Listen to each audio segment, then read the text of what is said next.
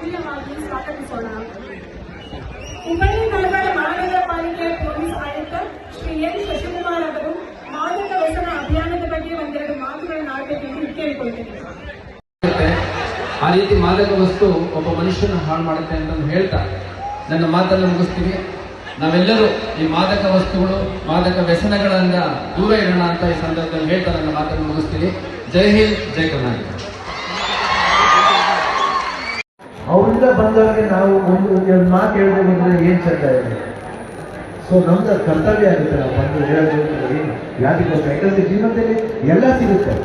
ಯಾಕಂದ್ರೆ ಈ ಹುಟ್ಟು ಇದೆಯಲ್ಲ, ಈ ಒಂದು ಬರ್ತ್ ಅಂತ ಏನಂತೀವಿ, ಅದು ಒಳ್ಳೆ ಗಿಫ್ಟ್. ಅದು ಆ ಗಿಫ್ಟ್ ನಾವು ಅಮೂಲ್ಯ ಕಾಪಾಡ್ತೀವಿ.